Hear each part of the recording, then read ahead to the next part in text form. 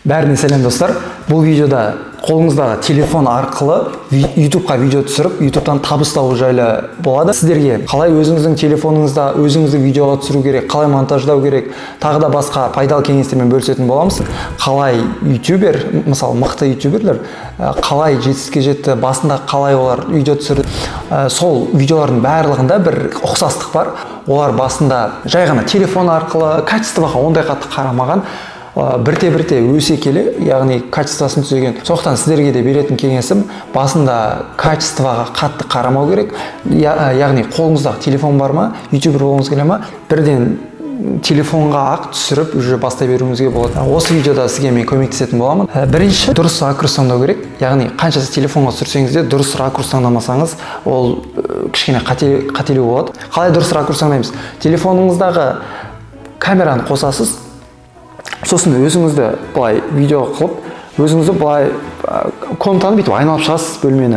Күн бетіме қалай түсіп тұр, былай қараған кезде қалай болып тұрмын, былай қараған кезде қалай болып тұрмын деген сияқты. Мына жақтан күн түсіп тұр, қарасаңыздар. Мен күнге бетім жақсы түсіп тұр да, кішкене ақшыл болып тұрмын. Тура осы сияқты сіздерде бір дұрыс ракурс таңдауыңыз керек. Егер мен былай түсіретін болсам, өзімді былай түсіретін болсам, мен басқалай көрініп тұрмын. Былай түсіретін болсам, мен басқалай көрініп тұрмын. Басқалай дегенде дұрыс онша емес көрініп тұрмын мына жақтан, былай қарасаңыздар. Ал былай қарасаңыздар, более-менее кішкене былай ақшылдап, кішкене светтер түсіп тұр да бетіме. Сондықтан дұрыс ракурс таңдауда маңызды. Екінші, жарықпен ойнау керек. Яғни сіздерде настольная лампа болатын болса, настольная лампа, менде мына жақта свет болғандықтан, маған ондай қатты бір лампа керек емес. Ал бірақ сіздерде настольная лампалар болады ғой, 3000 теңге, 4000 теңгелік Каспиде тұрады ғой. Сондай лампаларды қойғаныңыз дұрыс болады. Әртүрлі түсте жанатын арзан прожекторлар болады ғой. Алиэкспресста, кез келген сайттарда, Каспиде де тұрған шығар, соларды алып жарықпен ойнағаныңыз өте жақсы. Ол жарықпен ойнау деген ол сразу келмейді. Профессионалда видеограф емеспін, бірақ естуім бойынша солардың сөздерінен. Олар да андай қиналады негізі. Ол любой адам, мысалы, осылай свет қоясың, болды сенікі осылай идеал деген жоқ. Сіз онда тестировать етуіңіз керек. Үшінші, құрылғылар, прожекторлардың орнына күннің жарығын айырбастай аласыз. Микрофонның орнына сіз телефонның диктофонын айырбастай аласыз.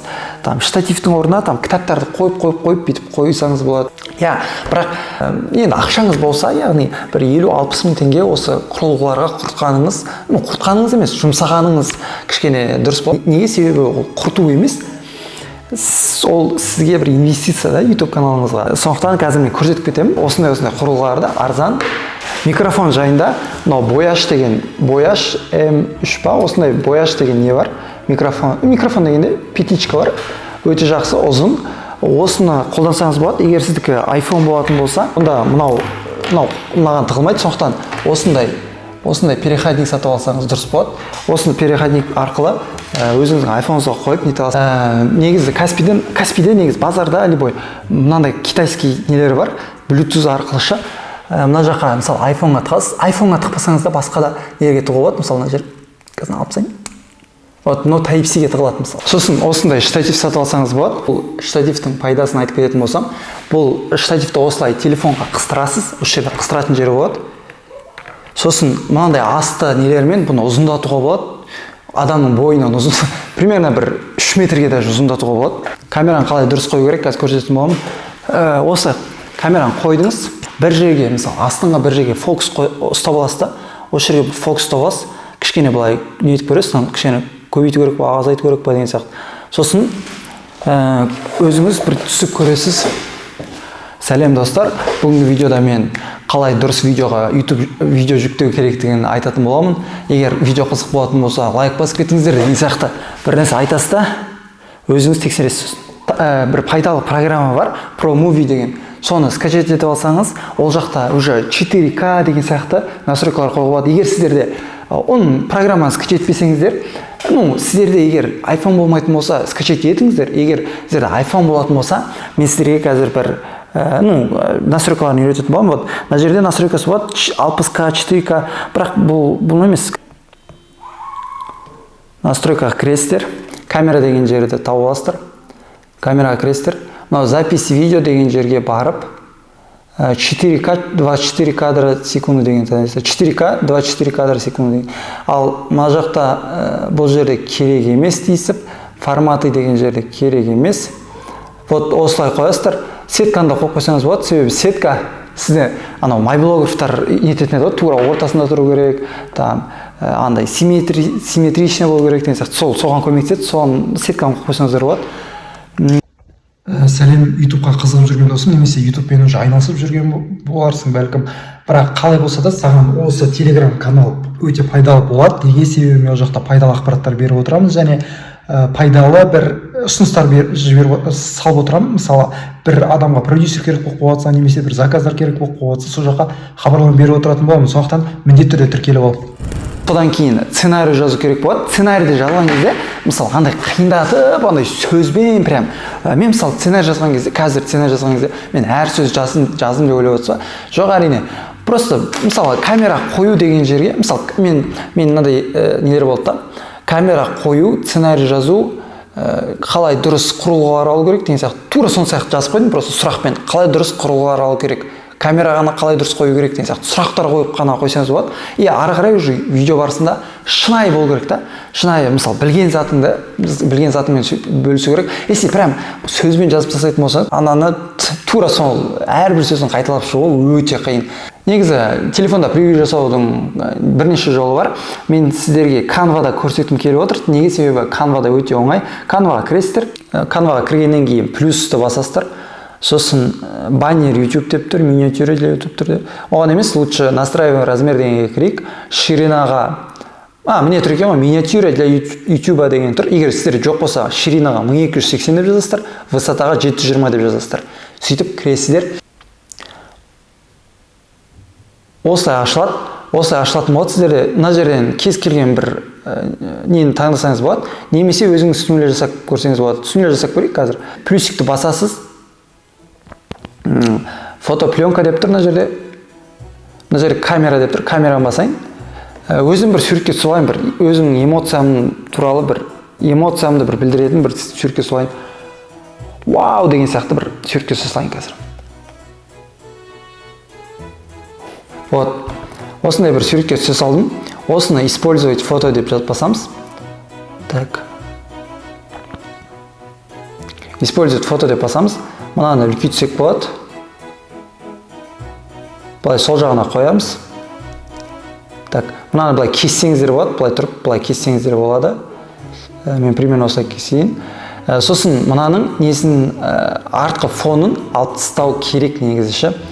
Соны алып тастағым келіп тұр. Бірақ Canva-да қалай алып тастау керек деген өкінішке орай. Білмеймін, шынын айту керек. Достар, мен Canva-да негізі бір жерден көргем, Canva-да осындай артқы фон алып тастайтын. Бірақ мен бір сайтты білемін, remove.bg деген. Просто Google-ға кіресіздер да обрезка фона немесе remove.bg деп жазасыздар. Соған кіресіздер, загрузить изображение деген басасыздар, медиатека.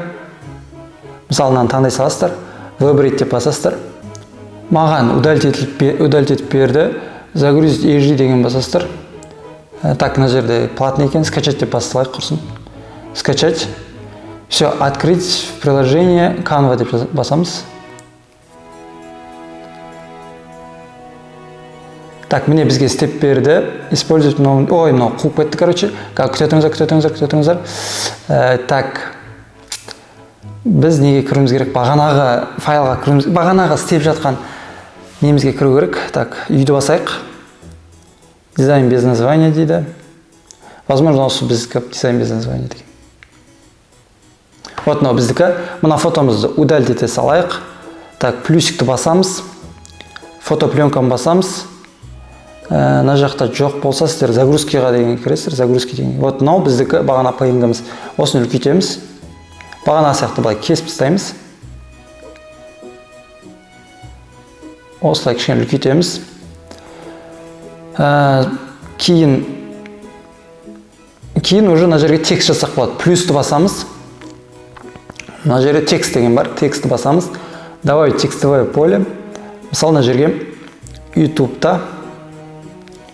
YouTube'қа телефонмен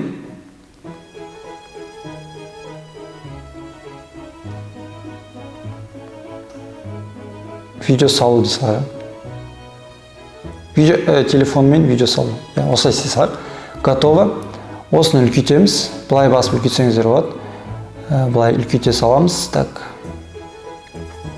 ютубқа телефон видео салу. Мына жаққа бір ютубқа логотип жасағыларыңыз келсе, бағана плюсті басасыздар. Потом элементы деген жерге барып, мына жерге мысалы YouTube деп жазсаңыздар болады. YouTube деп жазайық. Міне YouTube шығарды маған, YouTube-тың логотипімен мына жаққа былай қоя саламын. YouTube-қа телефонмен видео салу. Мына жерге мысалы телефонның суретін сала салайын. Ой, қоя салайын суретін. Қаз. Плюс телефон дей салайық. Ой. Телефон. Так. Телефон дей салдым. Телефон мысалы бір қолмен ұстап тұрған телефон әдемі келеді. Ладно, мынаны қоя салайық. Осыны қоя саламыз. Вот міне біздің неміз превьюіміз дайын болды. Превьюді мен осы видеода айтып кеткен болатынмын. Егер сіздерге превью жасау қызық, превью жасау өте маңызды нәрсе. Ол былай бір 2-3 минуттың ішінде айта салатын нәрсе емес.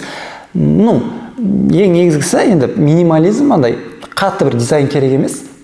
Нақты осы видеода не болатыны жайлы қысқаша бір мәлімет беріп тұрса, сол жеткілікті. Енді видео монтаж туралы айтып кететін болсам, VN деген не бар? Программа бар, сол арқылы мен көп пайдаланамын VN-да плюс деп басасыздар, New Project дегенді басасыздар. Мысалы бағанағы түсірген нелерімізді алып аламыз. Осы видеоларымызды алып алғаннан кейін мынау стрелочканы басамыз. Бұның несін өзгертуіміз керек? YouTube-қа арналған, мынау оригинал деп тұр ғой, сол оригиналға басамыз да. Мынау 16-да 9 деп тұр, YouTube-тың несі тұр, осыған басамыз. Ең бірінші, ол видео монтажда да ол бөлек әңгіме, бірақ қазір негізгі нәрселерін сіздерге көрсетіп кете салайын. Мына жаққа музыка қоя аламыз. Музыка, мысалы, влог дегенді қоя салайын. Использовать деп басам. Громкость кішкене азайту керек. Бір примерно бұл не болғандықтан, фоновый музыка болғандықтан 20-30-ға дейін азайтып тастау керек. Себебі бұл өзіміздің дауысымызға андай несінің кедергісін келтіруі мүмкін. Сондықтан плюс дейміз. Так. Вот. Осылай, мысалы, бір кадр дейік, бір не мысалы, мына жақтан басылады, мына жақта сөйлейді, бітеді. Мына жер артық жер ғой, мысалы. Осы отырғанға дейін артық жер дұрыс па? Осы артық жерді қалай кесеміз? Мынау қолыңызды осы екі саусағын алып былай жақындатсаңыз, мына видеолар былай алшақтайды. И тура мына жерден, мысалы, мына жер отырған жерден бастап, сөйлеген жерінен бастап кесеміз, разделить деп басамыз. Осы моментті уже кесесіз, удалить деп бассақ болады. Удалить деп басамыз, вот мынау бағанағы жер удалить етіліп кетті. Енді осылай сөйлеген жағын қоямыз. Вот кетіп баратқан жағын енді, мысалы, мына жерде сөйлеп кетті ғой. Вот осы жерде, мысалы, разделить деп тағы басамыз. Мынау артық моментті кесіп тастай аламыз. Кесіп тастадық. Мына жерде, мысалы, мына жаққа түзеп. Тура осы сияқты енді барлығын бүйтіп кесіп, басындағы и аяғындағы артық жерлерін кесіп тастай аламыз. Сосын мына жақта переходтар жасай аламыз. Бірақ переходтарды жасайтын моменттер болады, жасамайтын моменттер болады. Мысалы, мына жерде переход жасау керек болатын болса, енді сіздерге вот мынандай бір переход жасасаңыздар болады, мынандай переход жасасаңыздар болады. Мен мысалы мынандай переход жасасайын. Вот переход деген нәрсе мынандай. Бірінші видео бітеді, екінші видеоға өтіп бара жатқан кездегі бір переход. Ол переходтарында өте көп түрі болады. Бағана мен сіздерге айтып кеттім, бөлек микрофонға бөлек жазып алсаңыз, телефонды микрофон арқылы қолдансаңыз, сіз әрине ол аудионы мына жаққа қоюыңыз керек. Оны қою үшін тағы да осы плюсікті басасыз да, музыка дегенге кіріп, мой аудио деп осы жақтан бағанағы жазып алған озвучканы алып, осы жаққа қоясыз да. Уже өзіңіздің видеомен бірге сәйкестендіру керек. Ол өте қиын жұмыс. Сондықтан ең оңай негізі микрофон алсаңыз, арзан тұрады, бір 2000-3000 теңгеге микрофон тауға болады. Видео монтажда примерно үйреніп деп ойлаймын. Бұл жаққа өте көп, енді текст қойсаңыздар болады. Мысалы, текст қою үшін мынау плюсикті басасыздар, текст дегенге басасыздар да. Өздеріңіздің бір тексттарыңызды жазсаңыздар болады. Мысалы, Арман. Вот осылай, мысалы, текст жазсаңыздар болады. Оң жаққа, сол жаққа, қай жерге қойыңыз келеді, соны секундын өзгертуге болады. Мысалы, мына жерде қисайып қалып та, бұны түзеу үшін мынаны аласыз да, бұл жерде де қолыңызды аласыз да, просто осылай түзесеңіз болады. Видео монтажда түсінді деп ойлаймын. Басында ондай қатты бір эффект қолданып, бір green screen дейді, андай подписаться кнопкасын басып, олардың бәрі керек емес сізге. Бұрын подписаться деген шығатынша анимация бір пайдасы болған шығар ютуберлерге, бірақ қазір оның пайдасы жоқ. Оны уже барлық адам қаншама көрді, ол анимация уже бір ютубтың анимациясы сияқты болып кеткен да. Сіздің түсірген видеоңыздың качествосы өте жаман, бірақ сіз сол видеоңыздың ішінде адамға беретін бір өте пайдалы контентіңіз бір әдемі жақсы болатын болса, сізге адам міндетті түрде подписаться етеді. Ол подписаться деген анау анимацияны көрмей-ақ подписаться етеді. Неге? Себебі мысалы мен көріп отқан кезде ютуберді көретін болсам, мен все, мына ютуберге тіркелу керек сразу деймін. Неге? Себебі жоғалтып алуым мүмкін деймін да, сразу тіркелемін. Сондықтан лучше ол подписаться деген анимацияға қалай жасау керек деп уақыт құртқанша, лучше қалай мен жақсы контенттер түсіремін деген сұраққа жауап іздеңіздер. Егер сіз ютубер болатын болсаңыз және жаңадан бастап жатсаңыздар, сіздерге мына видеолар өте керек, өте пайдалы болады. Сондықтан оларды көріп кетсеңіздер болады. Жақсы, сау болыңыздар.